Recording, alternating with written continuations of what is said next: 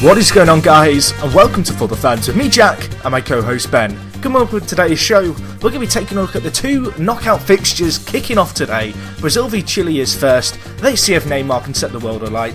In the other game, Colombia will be taking Uruguay on to cap off today's fixtures of South America. Let's get straight into this, shall we?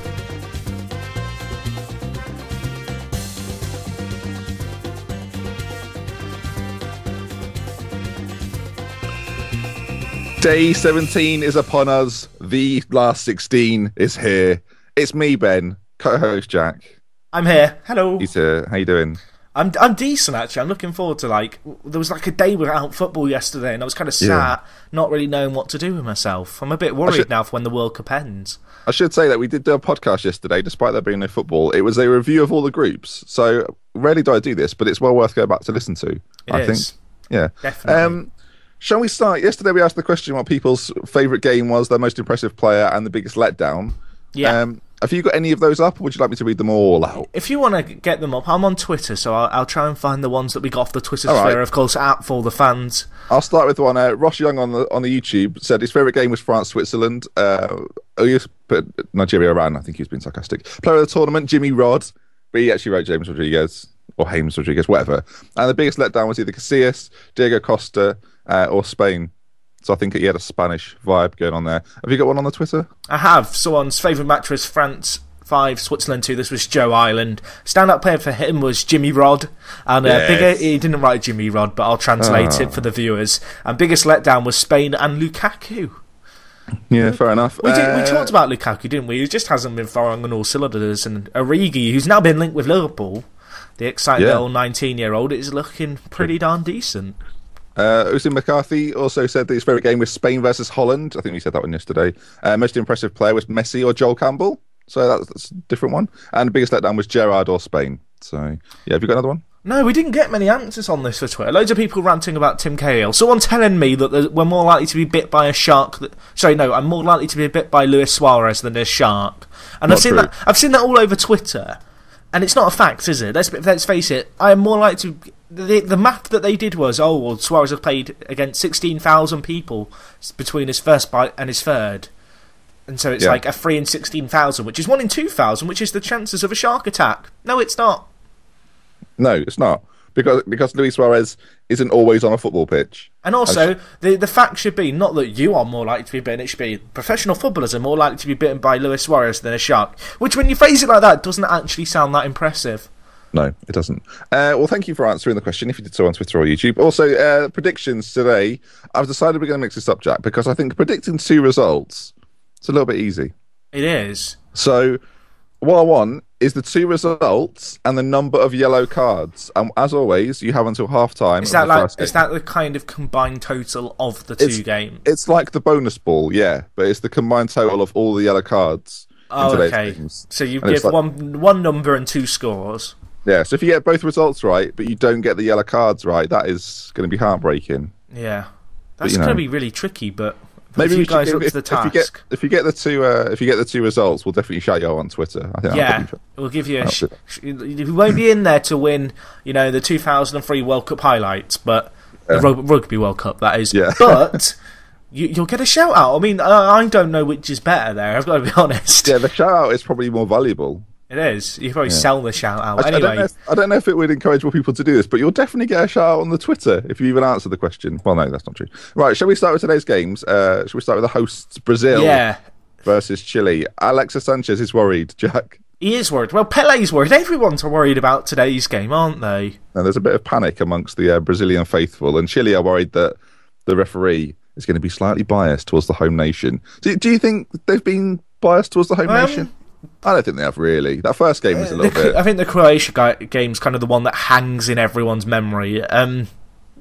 There is always the worry of home bias, particularly on a big stage, but then I think that kind of just comes with the territory. It's something that you're going to have to deal with as a team playing the host. Chile, I think, could actually do a very good job here. I know Pele's come out today and actually kind of said his big concern for Brazil is their attacking presence. Clearly, he has no kind of patience or time for Fred and Joe. Yeah, but then again, he is Pele, so I can kind of understand that.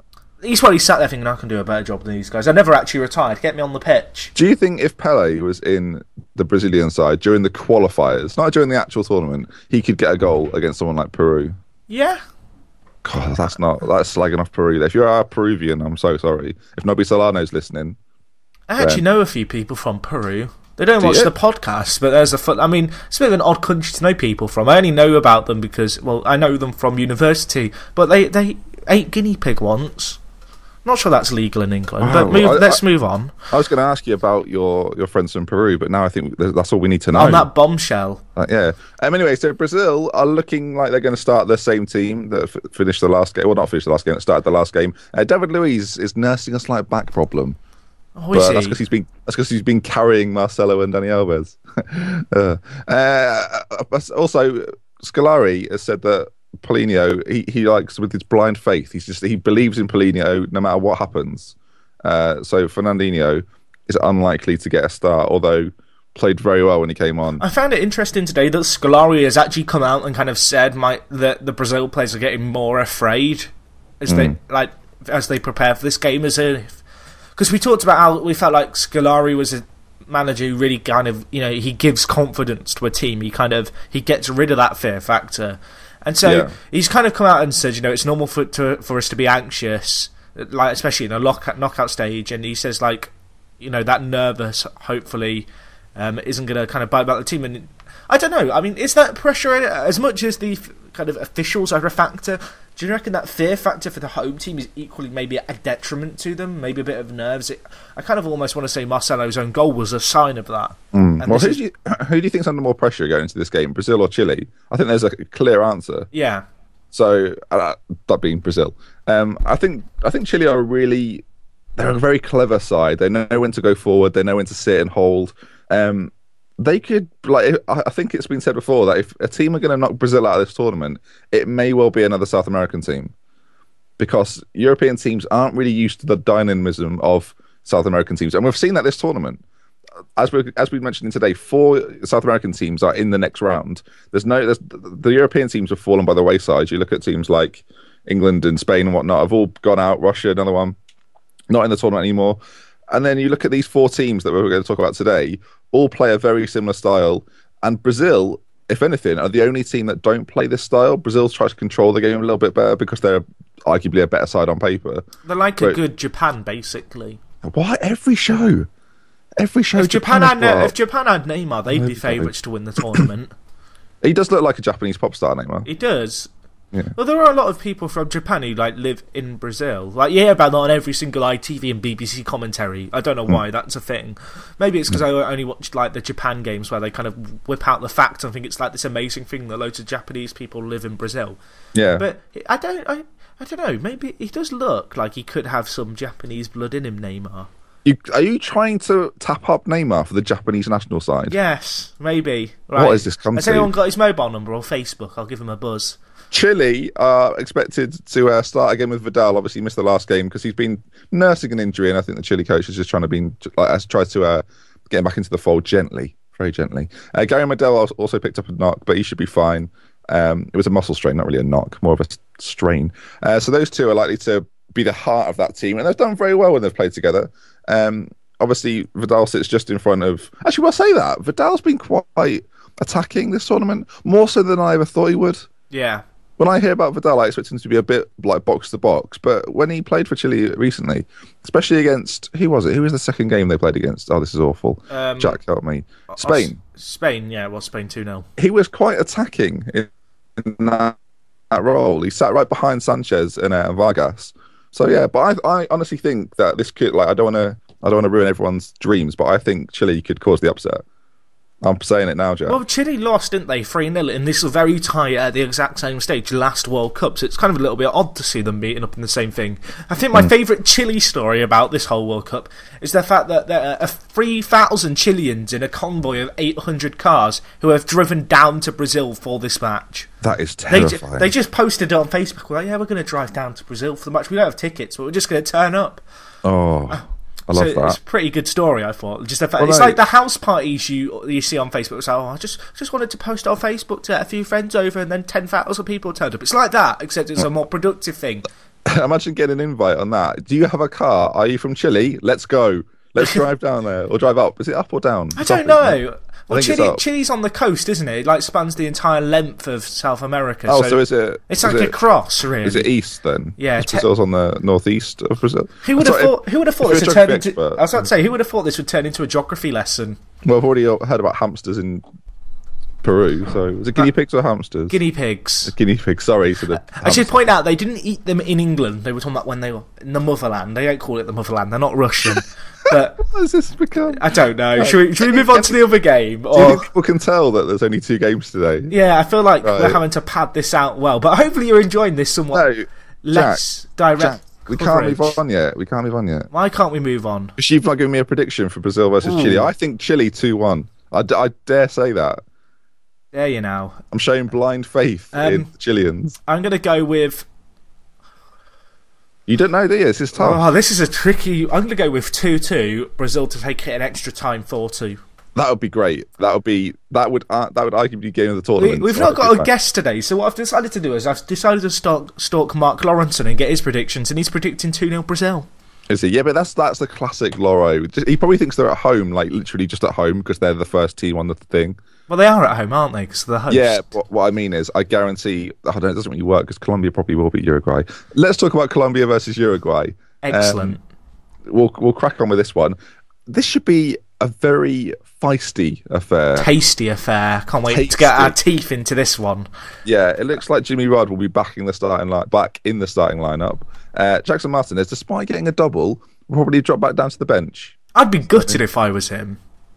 Well, you know, like we've mentioned before, strength in depth. If it's not going their way, then they could just bring him on for a bit more forceful power. But that's a risky move because he's in form by the looks of things. Uruguay without Luis Suarez, Jack. I don't know if you've heard, but what happened there?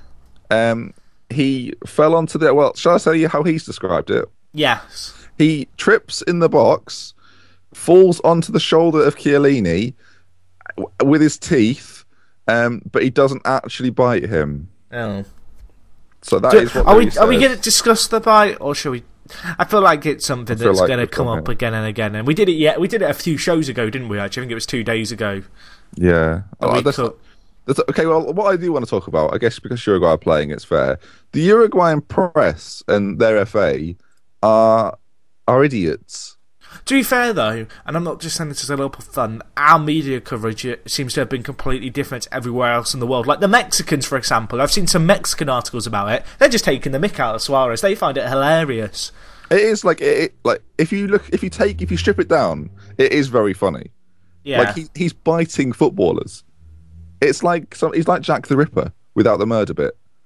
He's Louis the Ripper. Is that what I shouldn't be saying? Okay, you probably shouldn't be. Right? I should say there is a massive difference between Jack the Ripper and Luis Suarez, but they are both serial offenders. Luis Suarez was a footballer. That's the difference. Well, for me, okay. So I with the punishment, I kind of get it, and I get why they've set the 4-month ban from everything. Like he's not allowed to go in stadiums. He's not allowed, all that stuff. He's not allowed in the team photo, Liverpool's team photo. But, like, to me, that is, like, alienating a player, and when it's, like, I can understand banning them from the game, and heck, even maybe banning them from the stadium if you don't want them to be shown on TV, sat watching their team.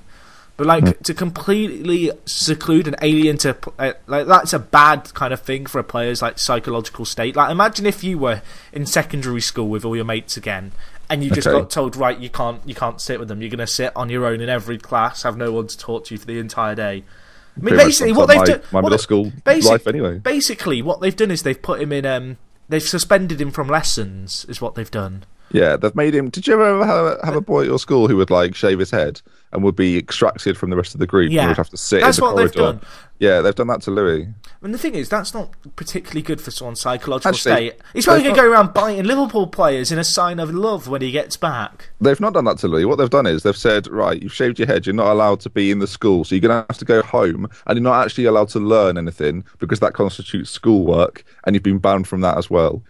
I do find the ban excessive. Even Chiellini called it excessive. I think that the 9-game ban for Uruguay, absolutely right. It could arguably have been longer, to be honest. The 4-month ban from the entirety of football, that is a bit ridiculous. If you want to say he can't play football for 3 or 4 months, that is different from completely saying he's not allowed anywhere near a stadium. He can't be in the team photo. He can't be part of any advertising campaign anywhere. He can't take part in any of Liverpool's media production. Like that is madness. Like, that is just that's taking it a bit extreme. I mean, we touched upon this before, didn't we? That he only bites people in the big games. And to me, Luis Suarez, he's on a big stage. He's at a World Cup. He's been getting psychological help at Liverpool, and I think he's just snapped under the pressure of not being at Liverpool, I don't want to say not being in a comfortable environment, but kind of a different place. Yeah. He's not got familiar teammates behind him. He's not got Steven Gerrard, for example, shouting at him, "Don't bite him, Louis." No, like a bad dog. He's not got Gerrard shouting at him, and he's made a bit of a knob of himself, really. And I like the 4-month ban from matches. I'd almost say, yeah. If you like, I would still think that's a little excessive, but I can accept that. But at the same time, I can't really argue with it. But the whole exclusion with football thing for me is too much. But anyway, Luis Suarez has gone home, hasn't he now? And he's done the Michael Jackson-esque hold the children on the balcony and serenade them. Yeah, I think the big thing with Louis is that people are looking at it as... Well, a lot of Liverpool fans are saying, why are we being treated unfairly? Well, I'll tell you why, Liverpool fans, and I'm speaking as one of us, right? We bought him after he bit someone. We gave him a new contract after he bit someone else. And then we're surprised when he's done it a third time. And then we're shocked that he's received a 4-month ban. Like, we've got to be a bit more sort of realistic here. That was going to happen eventually because he's ridiculous. He's brilliant, but he's ridiculous. I mean, the other thing is people go, oh, there's loads of, flying tackles that go in the heat of a moment and whatever, and people don't get as badly punished for that. It's like, at the end of the day... Like, going in for a tackle is still part of football, even if it's a horrific tackle. Yeah, you've got not got any reason to bite someone other than to hurt them. No, but then, not even that. It's just childlike. It's just idiocy. Yeah, it's just like throw the book at him. I'm all for it. But and then I've heard people like going on about Pepe. Like, why doesn't Pepe get a 4-month ban for headbutting a player? Because it's not looking as if he's not done it before. It's like it's not quite biting. No. If he'd have put his head into Thomas Muller and then bitten part of his face off, then yeah, fair enough. But I think the big thing with this is that he's a repeat offender. If this was his first time, he wouldn't have received a 4-month ban. The point is he's done it twice before. Yeah. Right. So we said we weren't going to talk about this, didn't we? And then now we've talked about it. And just but we haven't spoken about the punishment. I feel like this is World Cup news because it's happened during the World Cup, so it's fine for us to talk about it. I don't know if it's anything wrong with it. Yeah. But anyway, there is a game actually going on. Is there? Uruguay are likely to bring Forlan back in and play Cavani as a lone striker with Forlan just behind. That's a dream team. Logano is out. Is he still out? He's still out with a knee injury. I think Uruguay will really struggle. I think, well, not because Uruguay are particularly bad. I just think Colombia are brilliant. And I don't know how Uruguay are going to stop them, frankly. It won't be like Colombia won't know how to deal with someone like Uruguay either, because they'll have played in the qualifying together. And I'm sure Colombia probably had the best of them in the qualifying. Can I say something really controversial? Sure. I think that the Suarez ban actually helps Uruguay in this game. And the reason I say that is because Colombia are a team that like to counter. They like to hit on the break. They like to absorb pressure and hit fast. And without having a player of the quality of Suarez in the final third, no disrespect to Cavani, but I feel like the dynamics are slightly different when he's up there. But I kind of feel like that is going to make Colombia play less kind of pressing. I don't feel as if they're going to have as much faith in, say, Louis to hold up the ball and work his magic. And so I kind of feel like in Luis Suarez not being there, with them playing the lone striker with Forlan off him, it's going to mean that they maybe don't go quite as adventurous in the attacking third, and so they're going to be more protected against the counter-attack. And I can just see this being like a 1-0 steal either way.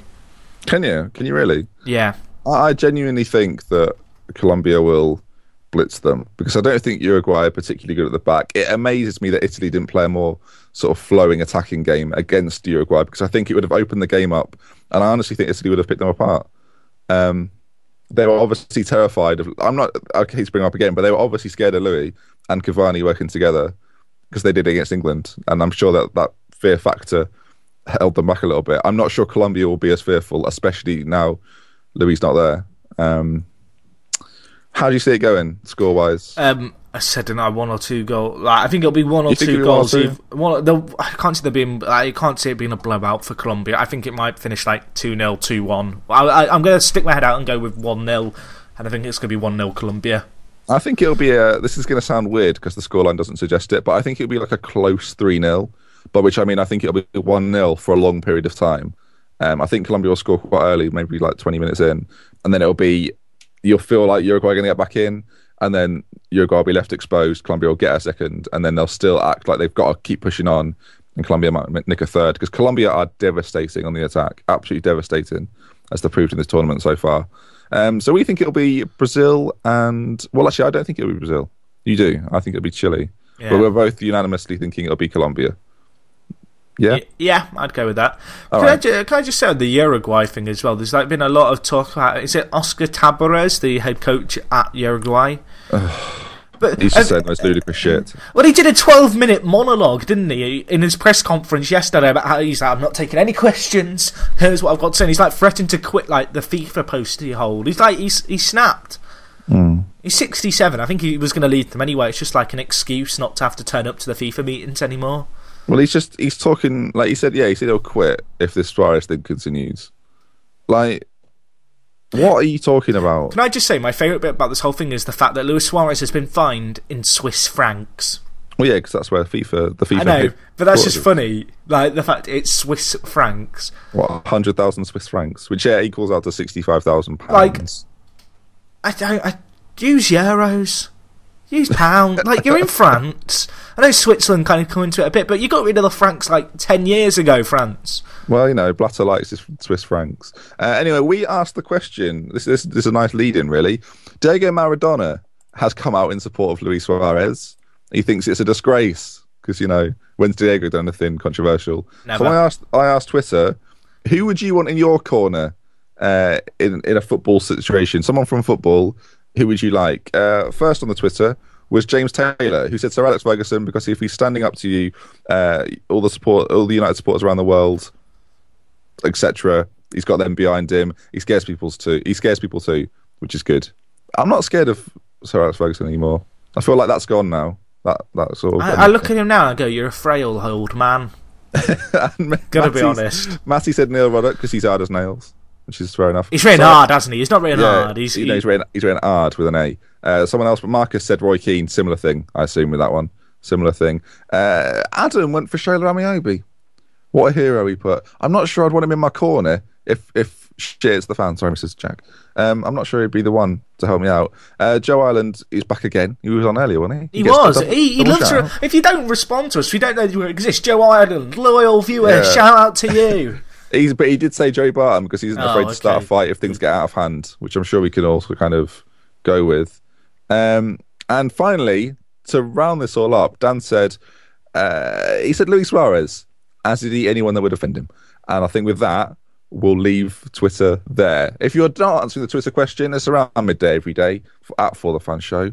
Get on that. Where else can you find us, Jack? I wanted to give my answer, but I couldn't think of one, so I'm glad you've just skimmed over that. www. Oh, okay. Well, who would I pick? I'm going to go with Paul Bastock, Boston United legend. He also used to be my window cleaner. Did he? Yeah, fun fact of the day. Was that before or after? That was before, when Boston used to play in the conference as it was back then. He was my window cleaner. Fun fact. Okay, I would go with. I forgot. I should probably be giving an answer. I would go with Clark Carlisle. That's a great shout. Well, Paul Bastock's the oldest player ever to play in the FA Cup. I get this. Clark Carlisle is a terrible. If you don't know who Clark Carlisle is, he does the local ITV TV stuff in the UK. If you're not from the UK, if you are from the UK, you know exactly who I'm talking about. He'd be a really good negotiator in a situation. If there was a hostage situation, I'd like Clark Carlisle to turn up and. So if you need something to back your corner and you've been taken hostage, you want Carlisle to be on the other end of the walkie-talkie. No, I take it back. ForTheFansShow.com is where you can find all our links to things. There's a YouTube, there's an iTunes, and there is the Twitter. Anything else, Jack? What have I missed? No, you've not missed anything. Get your score predictions in, and the number of cards. Get them in. If you watch it on YouTube, give us a cheeky thumbs up. If you're on iTunes, or even if you're not on iTunes for that matter, go on iTunes, subscribe to the podcast, and rate us. Let us know what you think. Give us some feedback, and you can also give us feedback on Twitter if you're lazy. We haven't said this for a while, but the podcast is uploaded to iTunes a couple of hours before it's on YouTube. the upload times. So if you like that, if you like urgency, then that's for you. Tomorrow we'll have the creator of our theme tune on. We will. We will have Mr. Keane. Yeah. Talking all about obviously today's action and tomorrow's. So from me, Ben, and my co-host Jack, got it right today. We're out, guys. We'll talk to you guys in a bit.